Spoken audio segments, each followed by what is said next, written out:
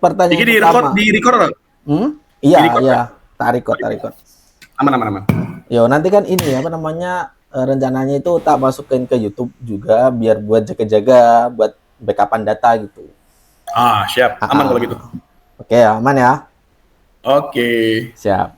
Oke, ini pertanyaan sebenarnya tentang kebebasan. Jadi rencana tesisku kan memang tentang pemahaman kebebasan setiap individu kan. Jadi karena pemahaman setiap individu itu berbeda, pasti dari pemahaman itu akan menghasilkan perilaku yang berbeda.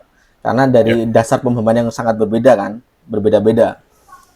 Oke, pertanyaan pertama. Definisi kebebasan itu apa sih menurut menurut Mas ini? Terus apakah yang dimaksud kebebasan itu sebenarnya boleh melakukan apa saja?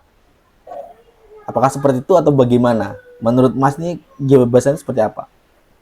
Monggo. Kalau kebebasan itu ya tadi ya itu segala hal yang semua hak kita bisa kita dapatkan, maka itu masuk kategori kebebasan. Artinya eh, ada banyak hal sebenarnya jadi hak asasi kita, ada juga hak yang memang tidak bisa diganggu gugat sama hal yang lain. Jadi Yo. kalau kebebasan yang terkait dengan hak asasi maka ya itu tidak bisa toleransi sama yang lain. Tapi yang perlu diingat juga bahwa ada kebebasan kita yang tadi saya bilang hak di awal tadi yang memang bukan hak asasi tapi bersinggungan sama yang lain. Nah itu pasti bersinggungan juga sama haknya orang lain. Nah itu yang harus kita saling toleransi di situ posisinya. Misal kayak hak kita buat dengerin musik di kantor misalkan ketika ngajar. Yang perlu kita ingat bahwa memang itu haknya kita, karena kita dibolehkan untuk mengingat, kita bebas buat menyetel musik, tapi yang perlu kita ingat itu bukan hak asasi gitu, itu hak yang bersinggungan juga sama haknya orang lain di kantor guru, di kantor, di ruang kantor. Jadi mau tidak mau kita harus sesuaikan haknya kita, bisa volumenya dikecilkan atau pakai headset sekalian. Jadi kebebasannya bisa di-adjust yang memang tidak bersinggungan dengan haknya orang lain, karena memang ya memang harus dijaga, itu esensi hidup bersosial kan seperti itu. Oke, berarti Jadi memang kebebasan itu tidak benar-benar sepenuhnya bebas ya. Tetap enggak ada bisa. batasan-batasan tertentu ya. Betul betul. Oke. Pertanyaan kedua, dalam situasi apa kebebasan individu harus dibatasi demi kepentingan masyarakat luas? Menurut Mas ini Eh, gimana? Tadi kayak kalau haknya hak asasi jelas nggak bisa kita bersinggungan yang nggak bisa kita terlalu banyak, bahkan nggak bisa bertoleransi gitu, kayak misalkan tadi yang hak beribadah misalkan, itu jelas it's clear lah bahwa itu memang tidak bisa ditoleransikan. Tapi tadi ketika ada hak kita yang memang sifatnya sosial bersinggungan dengan yang lain, yaitu mau tidak mau kita harus lihat juga ada hak, ada kewajiban, ada juga norma yang ada di sekitar kita, itu juga harus diperhatiin sih. Jadi ketika kita memang mau menuntut haknya kita karena memang itu kebebasan yang perlu kita dapatkan, Ya. harus diperhatikan juga sama lingkungan sekitar sosial. Somehow kayak misalkan, dan bisa jadi sangat-sangat fleksibel. Kalau misalkan kita tadi balik ke konteksnya mendengarkan musik misalkan di ruang kantor, kalau memang kondisinya memang kosong, kita bisa hak yang kita mau tuntut seluas-luasnya bisa kita terapkan selama tidak ada yang terganggu. Tapi kalau misalkan kondisi di kantor sedang ada pegawai lain atau sedang jam kerja yang memang bukan tempatnya, ya maka kita yang harus mengerem kebebasan kita begitu. Walaupun konteksnya itu adalah hak. Begitu sih. Siap. Masuk. Oke. Beres pertanyaan kedua, ke pertanyaan ketiga. Bagaimana Mas akan bereaksi jika seorang melakukan tindakan yang mengganggu kebebasan orang lain? Gimana? Kalau konteksnya ada mengganggunya hak orang lain dan saya lihat bukan saya yang terganggu, kita lihat konteks sih, kita lihat konteksnya. Kalau memang konteksnya itu masih di lingkungan yang kita ketika kita intervensi maka dampaknya tidak lebih buruk dari ketika kita diam, maka kita harus wajib bergerak. Misal konteksnya di sekolah misalkan, ketika ada yang anak sedang ribut misalkan berebut jajanan, nah karena memang konteksnya kita masih punya intervensi di sana, dan kalau kita diam justru akan menimbulkan hal yang lebih buruk menurut kita, menurut norma yang ada, ya kita wajib buat intervensi. Tapi konteksnya kalau di jalan misalkan ada tawuran lah misalkan, tawuran anak-anak SMA misalkan, mereka bawa sajam, kita bawa motor, lalu mereka sedang berebut haknya, hak kebebasan mereka untuk berekspresi termasuk di situ, tapi kita sedang bawa kendaraan dan ketika kita intervensi di sana, maka bisa jadi dampak yang kita munculkan tidak sebesar itu buat melerai mereka, maka sebaiknya kita ambil hak kita untuk berlindung gitu. Kayak gitu-gitu sih. Oke, siap masuk. Lanjut ke pertanyaan keempat. Apakah kebebasan berekspresi harus dibatasi jika ekspresi tersebut menyinggung atau menyakiti pihak lain? Ya, tadi ya soalnya bordernya memang harus dipertegas dulu ya. Border menyinggung itu kan beda-beda setiap individu. Ya benar. Ada yang memang bordernya tipis, tersinggungannya. Ada juga yang memang bordernya lebih santai. Jadi lagi-lagi memang kalau pertanyaannya apakah tadi gimana, Mas? Apakah kebebasan berekspresi? Biasanya kan kalau teman-teman kan kalau landasannya berekspresi kan dalam benaknya kan asalkan dia mau seolah mau mengeluarkan unek-unek atau perasaannya itu kan dianggap sebuah ekspresi yang nggak boleh dibatasi gitu. Iya, nah, betul, gitu. Betul. Terus ekspresi harus dibatasi ini jika ekspresi ini menyinggung orang lain itu gimana? Ya, yang pertama tadi setiap orang termasuk saya pribadi sebenarnya harus paham dulu batasannya dulu. Sedang di mana, sedang dengan siapa, sedang di kondisi apa. Gitu. Kalau kita di lingkungan circle kita yang memang semua orang paham border ketersinggungannya sejauh mana, maka silakan ekspresikan seluas-luasnya. Sama seperti kita ngobrol dengan bahasa kasar dengan teman akrab, that's it, itu ekspresi juga kan. Kita mau ngomong kasar pun karena kita sama-sama di circle yang kecil, kita nggak bersinggungan dengan orang asing dan kita tahu border kita tuh jauh gitu. Bahkan kita mau ngomong kasar pun jadi normal di sana, ya silahkan saja. Tapi kalau di lingkungan yang memang kita belum into di sana, apalagi bordernya baru, apalagi skup penghuninya banyak, heterogen, ya baiknya sebelum berekspresi test the water dulu gitu, cek dulu ini border ketersinggungannya sejauh mana. Dengan cara apa? Dengan cara tadi tidak terlalu mengagungkan hak kita untuk berekspresi, artinya daripada kita melempar hak kita berekspresi lalu banyak yang tersinggung akhirnya berbalik ke kita, lebih baik lihat situasi dan kondisinya dulu. Jadi lagi-lagi sangat fleksibel sih. Kayak misalkan teman-teman mungkin yang di lingkungan musik mungkin nggak terlalu akan sensitif dengan pembahasan tentang rokok dan lain sebagainya. Tapi kalau di circle pengajian kan kita nggak bisa mendeklar itu bahwa itu tuh hal yang baik-baik saja gitu. Berarti salah satunya juga yang pengaruh ini ya, apa namanya, lingkungan, terus apa namanya, pola pikir circle-nya kita gitu ya. Kalau sejalan berarti ya nggak terlalu bisa terlalu cepat terganggu gitu kan ya dengan apa yang akan kita ekspresikan gitu ya. Betul. Dan itu sebenarnya konteksnya masih mudah, Mas. Yang akan celaka adalah ketika konteks kebebasan berekspresi ditarik ke sosial media. Sesimpel update status di WhatsApp misalkan. Sebenarnya itu ekspresi kita buat mengungkapkan kita lagi kesel, kita sedang apapun itu. Cuma kalau menurut saya pribadi harus dilihat siapa audiens yang simpen keep nomor kita. Apakah audiensnya anak-anak? Kalau konteksnya guru misalkan, mereka nyimpan nomor kita, story kita muncul di WA mereka. Apakah teman-teman circle terdekat? Apakah ada orang-orang dewasa, pejabat-pejabat yang simpan nomor kita? Itu juga harus diperhatikan. Bukan berarti membatasi, tapi memang itu konsekuensi hidup sosial begitu.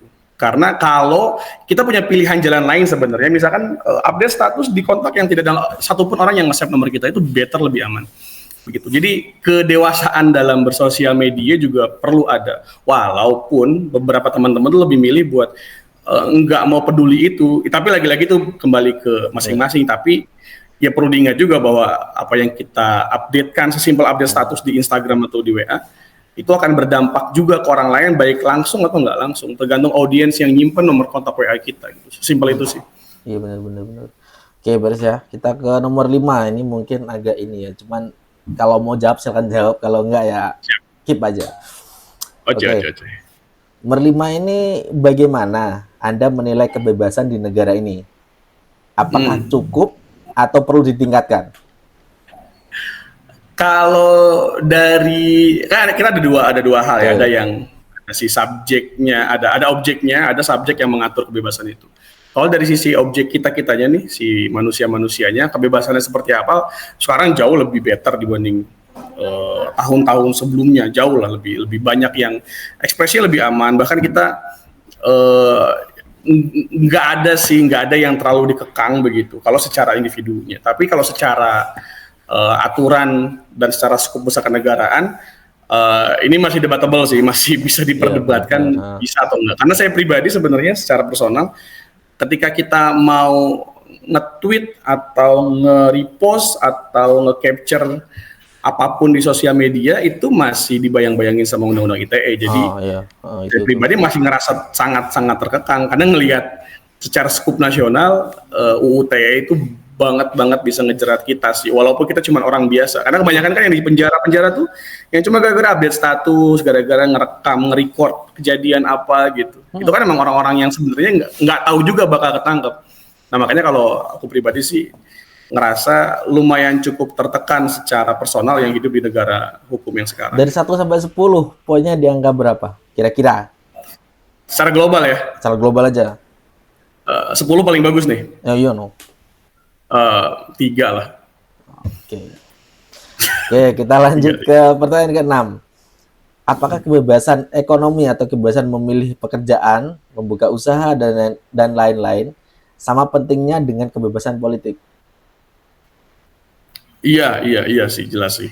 Jelas. Cuma tadi ya, cuma akhirnya kebebasan kita tuh berusaha, berwirausaha, berpendidikan bahkan atau menempuh pendidikan, akhirnya dibenturkan sama kepentingan kebijakan lain. Kayak misalkan semua anak SMA kelas 3 tuh berhak buat lanjut kuliah, cuma kan mereka dibatasi kebebasannya dengan UKT yang tinggi.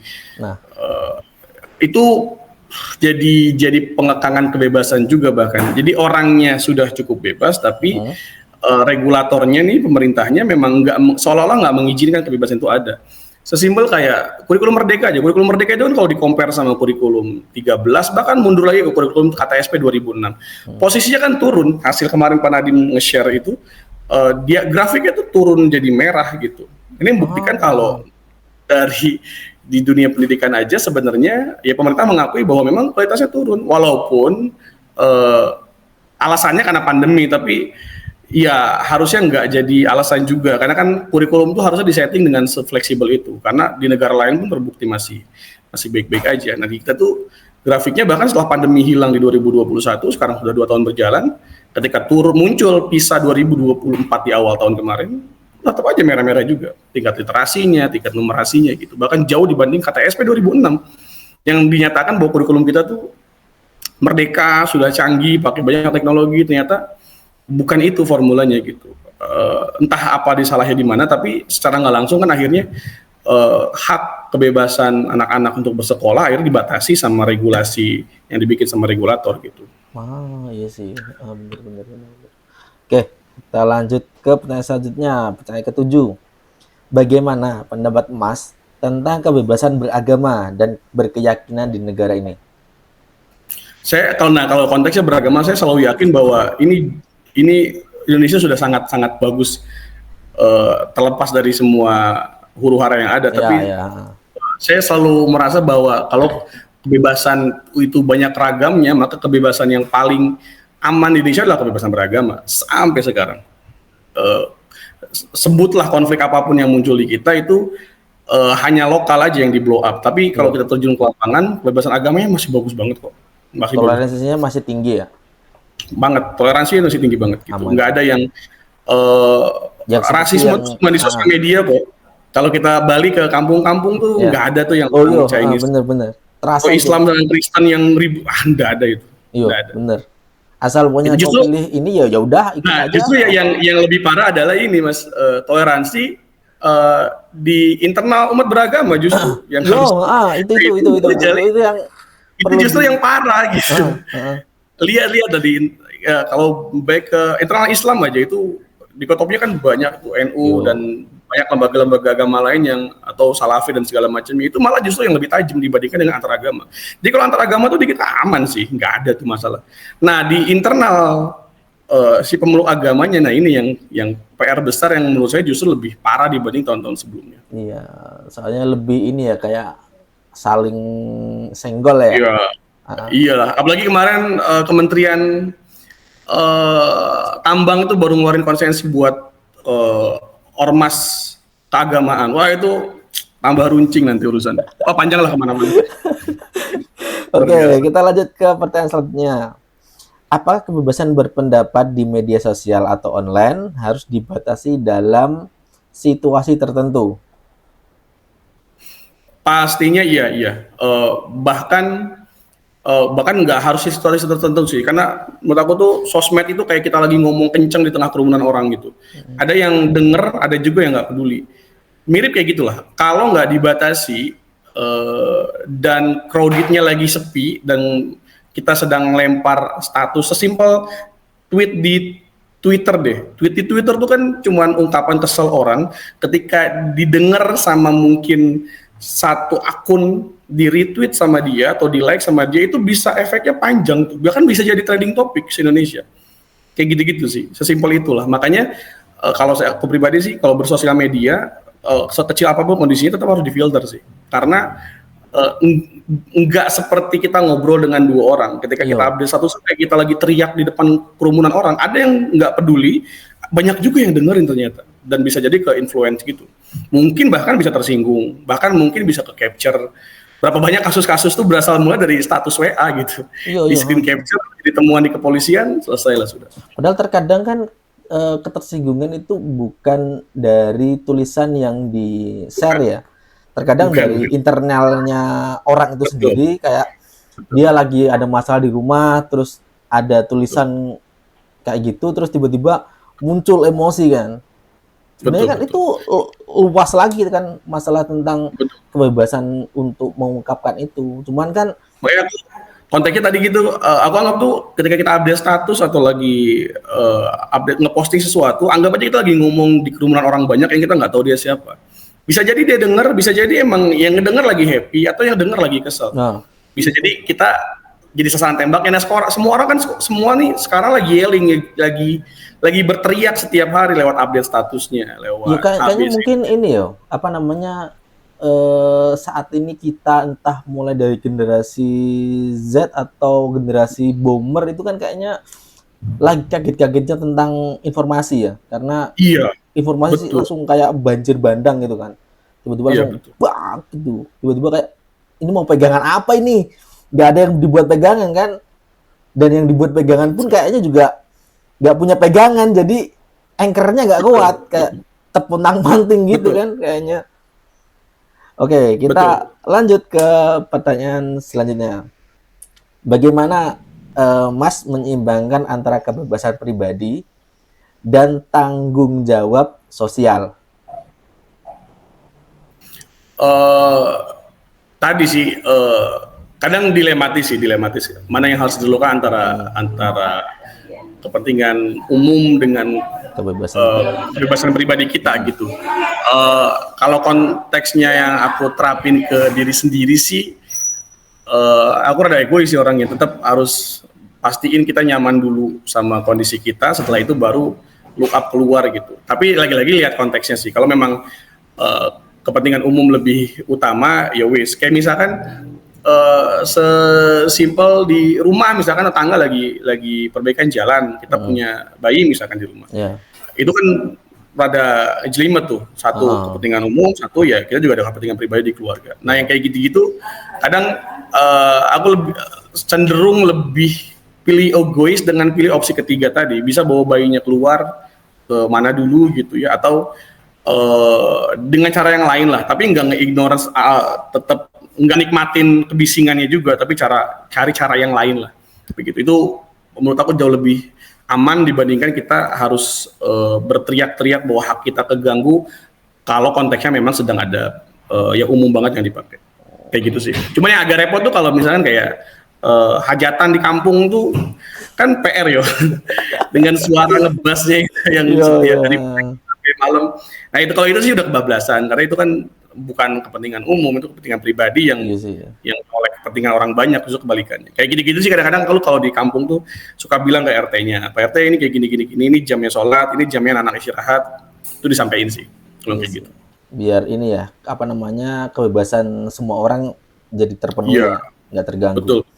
betul banget. Oke, kita ke pertanyaan terakhir.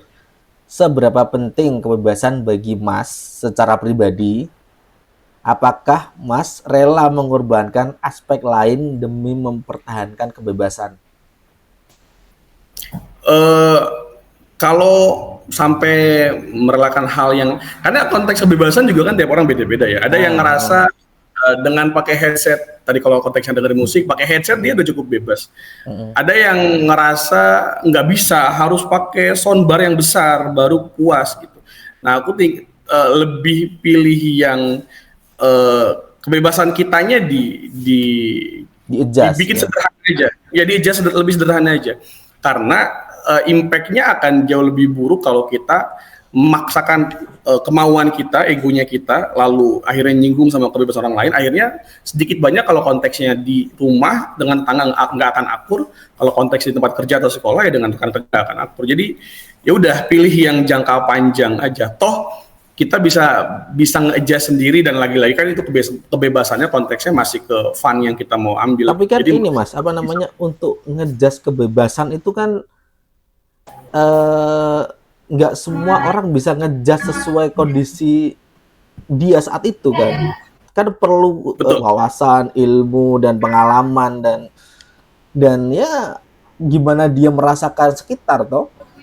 Betul. Makanya kalau jadi ada banyak hal yang bisa kita ubah, tapi ada lebih banyak hal lagi yang di luar kuasa kita sebenarnya. Kayak misalkan keegoisan orang dalam menggapai haknya itu menurut aku sih bukan hal yang bisa kita ubah, di luar kuasa kita lah. Yang bisa kita ubah tuh ya menyederhanakan, nge-adjust hak kebebasannya kita. Gitu, karena kalau kita memaksakan jadinya kita akan sama aja kayak mereka gitu. Dan saya lebih milih untuk mengejas diri karena saya lebih milih buat lebih bahagia aja ke depan, lebih panjang gitu. Jadi bukan berarti mengalah untuk kalah, tapi dengan adanya orang yang rese misalkan di kantor pakai soundbar yang tinggi, ya saya pasti nggak akan langsung frontal bilang ABCD, tapi mending pakai jalur yang ada aja, ngingetin lewat pimpinan dan lain sebagainya gitu, kayak gitu gitu sih. Jadi mungkin biar ada lagi-lagi kita punya banyak hal yang perlu disesuaikan di lingkungan sekitar sih. Berarti mungkin ini ya, mengecilkan seandainya kita ingin kebebasan itu segini, terus karena mungkin ini akan mengganggu, kita perkecil gitu kah? Adjustnya mungkin sistemnya. Betul, karena yang menurut aku tuh yang penting tuh buat aku pribadi bukan kebebasannya, tapi bahagianya aku aja. Karena beda hal antara kebebasan dengan kebahagiaan gitu. Itu lain hal. Ini yang utamanya itu ya kebahagiaan dulu. Kebebasan tuh cuma perangkat menuju ke sini aja. Jadi jangan sampai kita mengalahkan justru kebahagiaan kita untuk kebebasan. Nanti malah salah kaprah dan kitanya malah jadi nggak nyaman sebagai individu ya. Jadi salah satu menurut Mas itu salah satu untuk mencapai kebahagiaan, salah satu jalannya itu adalah kebebasan ini. Lah jalan ini kebebasan ini bisa diatur lebar jalannya atau lebih sempit. Betul. Asalkan pokoknya Mas bisa lewat nggak masalah. Betul. Atau bahkan cari jalur baru pun nggak masalah. Tujuan kita tetap ke si kebebasan tadi, ke kebahagiaan tadi gitu. Kayak gini. Dan itu bakal kejadian. Tapi kan memang kebebasan itu kan kayak dikelilingi kebahagiaan itu seolah-olah kan dikelilingi oleh kebebasan. Kalau kita nggak bebas, kita nggak bisa bahagia. Kebanyakan kan gitu.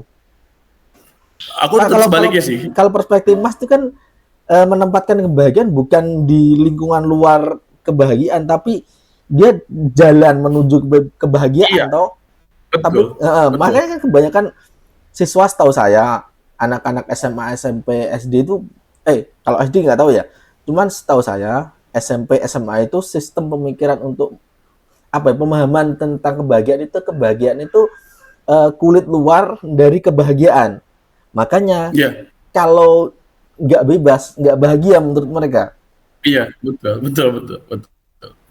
Makanya itu yang itu PR besar buat guru buat mengenalkan bahwa kalau konteksnya bahagia itu adalah kulit luar, kalau kebebasan itu adalah kulit luar dari bahagia, maka akan sulit buat kita buat ngejelasin bahwa dengan tidak tawuran itu Anda bisa bahagia gitu. Karena mereka akan nyari kebebasan sesuai dengan perspektifnya mereka gitu. Di adjustnya justru dari si gurunya dulu, bukan ke si anaknya dulu. Kalau gurunya punya pola pikir yang sama dengan si anak, nah itu yang bikin repot sekolah-sekolah. Sesimpel kayak misalkan guru ngerokok deh misalkan di lingkungan sekolah, itu kan haknya dia kan, Iya benar. terserah di paru-paru dia gitu. Tapi masalahnya si guru nih punya kepentingan bahwa dia tuh harus mendidik si anak. Kalau dia tetap ngerokok di kantor, walaupun dengan diam-diam, dia nggak bisa nahan diri, nggak bisa ngekang kebebasan dia.